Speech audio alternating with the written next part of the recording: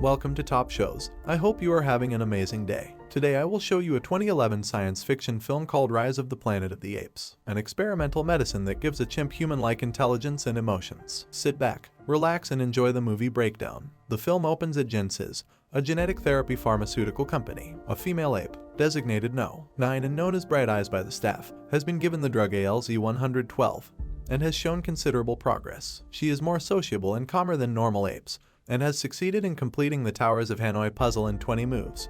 Rodman talks to his boss, Steve Jacobs, and convinces him that he has data to enable them to proceed with human trials for the drug. The next day, Rodman and Jacobs appear before the board of directors in the Gen Sys conference room. Explains that the new drug causes neurogenesis, the growth of new brain cells, and may heal any number of degenerative brain disorders. Back in the lab, the senior ape caretaker, Robert Franklin, is having trouble coaxing Bright Eyes out of her cage. She acts aggressively towards Robert and the other helpers. They attempt to lure her out of the cage with orange soda, but when they try to wrangle her with a lasso pole, she goes ape and runs rampant through the building. The chase ends when she crashes through the glass window of the conference room and the building's security guards kill her, fearing that what they witnessed with Bright Eyes is a violent side effect of the drug. Jacobs pronounces the drug project dead. Attempts to change his mind, but Jacobs refuses, claiming he wants the remainder of the test apes put down. After returning to the lab, Robert shows Will a baby ape hidden in Bright Eyes' cell. This explains that their assumption was in error. Bright Eyes was not acting violently because of the drug, but to protect her child. Robert does not have the heart to put down the baby, and gives the task to Will. Unwilling to do so, he decides to take the baby home. Will returns home, where he lives with his father, Charles. Charles suffers from Alzheimer's and needs care from a nurse when Will is not around. Will shows the baby ape to Charles, who soon takes a liking to it. Charles playfully calls the baby Caesar. Caesar soon shows incredible progress, able to feed himself after only 2 days. He has apparently contracted the virus-based ALZ-112 from his mother. His temporary residence with Will extends to 3 years, and Will sets up a room for him in the attic. Though ape-like in some ways, the now half-grown Caesar is a beloved member of the family and shows great intelligence, communicating complex ideas with sign language. While Caesar has been showing mental growth, Charles's Alzheimer's is getting worse and he has an altercation with his nurse. Will takes a major risk and steals ALZ-112 from Gen Sys. He gives a dose to Charles, and it appears it is a miracle drug when the next day, Will finds his father sitting at the piano, playing perfectly. Meanwhile, Caesar has grown enamored of watching the neighbors playing outside, and escapes out the window into their neighbor's backyard. However, his appearance frightens the neighbor's daughter, and her father, Hunsaker, angrily attacks Caesar. Will and Charles manage to rescue Caesar, but not before Hunsaker has injured him. Will sneaks Caesar into a zoo for treatment. Caesar is treated by a veterinarian there named Caroline Aranha. During the procedure, Caroline is fascinated by how well Caesar knows sign language. He even implies through sign language that Will and Caroline should go out to dinner. To counter Caesar's wanderlust, they take him across the Golden Gate Bridge to a redwood forest for some outdoor playtime. Upon arriving at the forest, Caesar will not leave Will, but makes a supplication gesture of extending out arm, palm up, which is his way of asking for permission to play. Will gives his permission, and Caesar takes to the trees. 5 years later, Caroline is living as part of the Rodman family and Caesar has grown. Will has even started dressing him in a shirt and pants. During a visit to the forest, Caesar is barked at angrily by a dog, and he counters with a primal cry that scares it off. Will notices that Caesar seems sad and confused about just what he is. They drive past Gen Sys and Will explains to Caesar about the drug that made him more intelligent, as well as the death of his mother. In the 5 years since he was given ALZ-112, Charles' condition has deteriorated. Will reasons that his immune system has developed antibodies and a more aggressive virus is needed. Will takes a risk by going to Jacobs, confessing his secret experiment with his father, and explains that the drug not only repairs cognitive damage but makes people smarter. He says he has reworked the virus and needs Jacobs to approve new animal testing. Back at home, Charles gets confused and wanders outside and into their neighbor's car. He attempts to drive it, but ends up damaging it.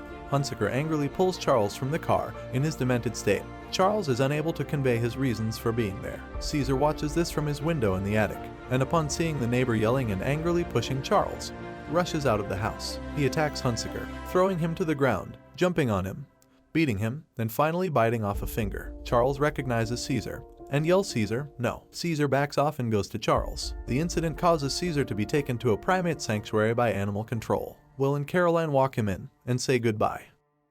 The sanctuary proves to be tough on Caesar during his first days. It is run by John Landon, with the care of the animals supervised by his short-tempered and abusive son Dodge and a timid man named Rodney. When Caesar flings his food at Dodge and laughs, the young man angrily responds by turning a fire hose on him, forcing a cowering Caesar into a corner of his cage. When released with the other animals into the main play area, Caesar meets the alpha male of the group, an ape named Rocket. Rocket tears off Caesar's shirt and beats him. Caesar also takes note of a gorilla named Buck in a locked cage and an orangutan across from his cage who speaks sign language. Morris, the sanctuary, ships 12 apes to Gen Sys for the testing of the newer version of ALZ-112, which is named ALZ-113. Will is once again in charge of the testing, and chooses a rather harried ape named Koba as his first subject.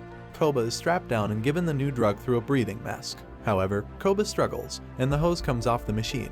Almost everyone in the lab has their breathing masks on, except Robert, who is accidentally exposed. That night, Will take some of the ALZ-113 home to treat his father. Charles refuses the treatment, and dies that night in his sleep.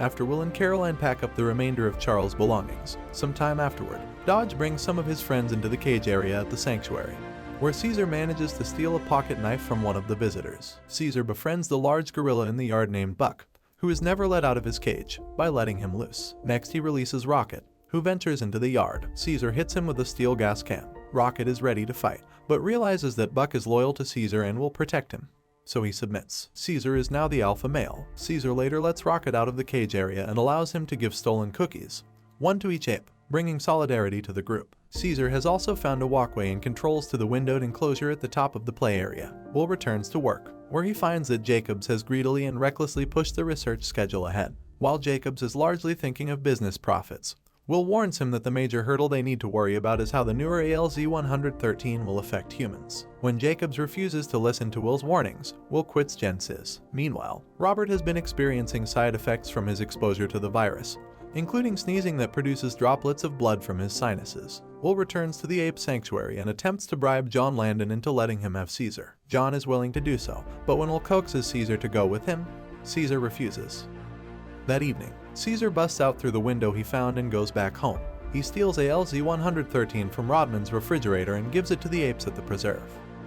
The next day, John Landon observes the apes having something like a conference. The apes scatter, playing it off. Landon dismisses it as just something weird. That night, the apes are returning to their cages, but Caesar balks, confronting and defeating Dodge in the yard. When grabbed, Dodge says, "Take your stinking paws off me, you damn dirty ape." Caesar speaks for the first time, shouting no. The other caretaker is a witness and runs into the cage area, trying to rescue the now unconscious Dodge. The apes attack him, but Caesar calls them off and, in a show of mercy, puts him into Caesar's cage. Dodge tries to escape and gets killed.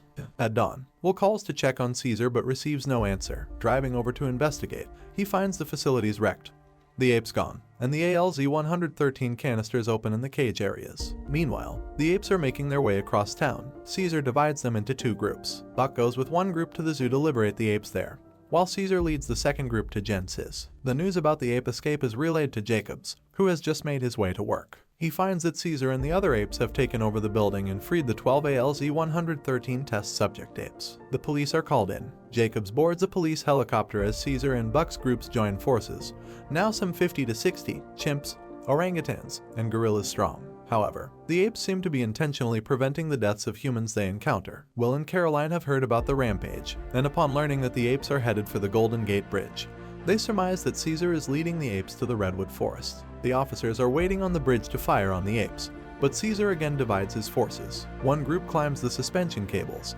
while another swings from the underside of the structure to get past the blockade. In the helicopter, Jacobs catches sight of Caesar and orders the men to shoot at him, reasoning that the death of Caesar will call off the others. However, as the helicopter hovers low to the bridge, Buck leaps onto it, bringing it down at the cost of his own life. Caesar feels sadness over the loss of his comrade, and soon finds the remains of the helicopter precariously clinging to the side of the bridge, with Jacobs pleading for help. Instead, Caesar turns away and Koba pushes the helicopter off, killing Jacobs upon impact with the water. The apes proceed into the forest. Will steals a police car and heads for the forest. He calls out Caesar's name, but is accosted by one of his followers. However, Caesar soon appears, and the others back away. Will attempts to reconcile with his friend, promising that if Caesar comes home with him, he'll protect him. Caesar shocks Will by holding him close and whispering Caesar is home. Will watches as Caesar and several other apes climb up into the trees and survey the forest and the world beyond. The end. Subscribe if you would like to see more videos like this.